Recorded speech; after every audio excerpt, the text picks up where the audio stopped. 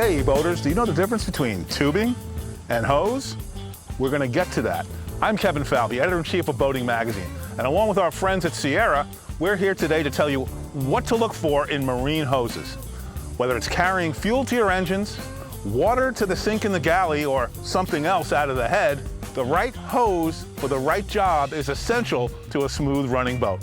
Whether you're buying a new boat and want to make sure it's fitted with the right hoses, or you're upfitting your existing boat with new equipment, you need to know what hose goes where. Stick around, we're going to show you. So let's start off with the hose that feeds fuel to an outboard engine. Typically it's type B1. This is a hose sold sometimes in a kit with a primer bulb.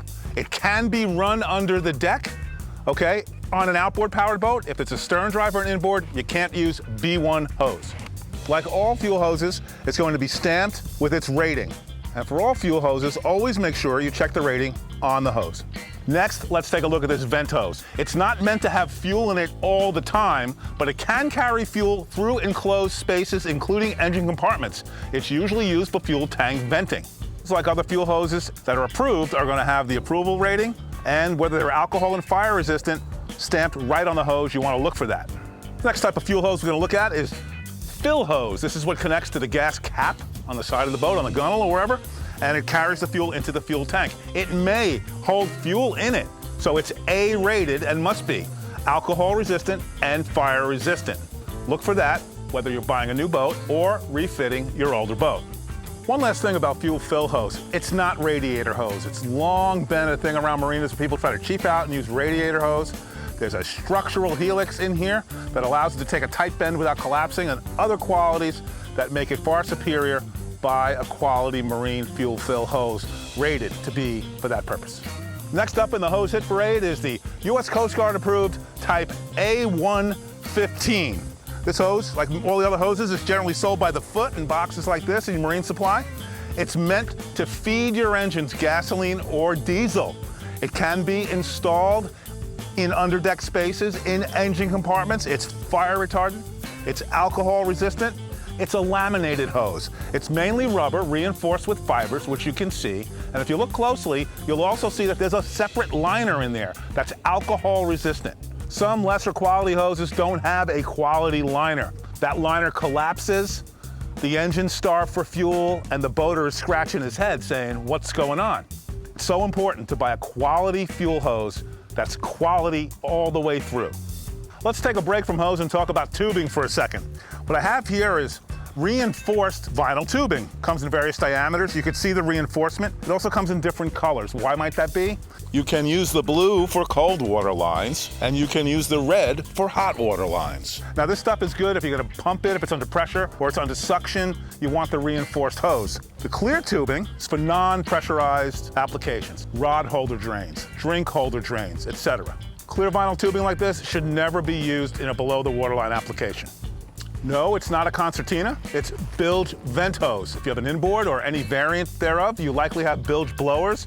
Connected to those blowers is vent hose like this Shields vent hose, which helps evacuate fumes from inside your boat. Now, similar to the way I cautioned against using radiator hose as a fuel fill hose, don't be misled into using dryer hose from the hardware store as bilge blower hose. Two reasons. This stuff here, it's self-extinguishing. Secondly, this helix, this wire in there, it's aluminum. It's not gonna rust and leave a mess in your bilge. And thirdly, it's UV resistant. Now, I don't really know how important that is in the bilge of my boat, but this Shields hose is UV resistant. Here's an example of a marine exhaust hose. All right, this is high quality. It's corrugated. It's got a double wire helix, 2 courses of wire, and some really rugged polyester stranding in there. This hose is not going to collapse. It's not going to kink. It's not going to pant. It'll withstand temperatures up to 250 degrees. It's ozone and exhaust resistant, UV resistant, and you can check out the specs. Again, like all the other hoses we've shown you, you can read the hose. A quality hose is going to have its type acceptance and the standards organizations that have approved it right on the hose. Here we could see Lloyd's of London, SAE, etc., and the use. Wet exhaust, and approved by these highly regarded organizations. You know you're in business. Well, we're coming to the end here, but we have bilge hose. Everyone's kind of familiar with this corrugated bilge pump hose. It's sectioned, there's a cuff at every foot. It's easy to measure, it's easy to clamp, it's inexpensive, and it works. I will say that I prefer to use a smooth bore hose for pump applications because the corrugations will cut down a little bit on the pump's actual capacity. All right, now here we're talking about sanitation hose. And here we have some Shields sanitation hose. This is 1.5 inches. This is typically what's used that connects from a head to the holding tank or to the overboard discharge. This hose is a high quality hose. It is smooth bore, so we don't want anything sticking and staying in the hose, right? Especially for a head, that's good.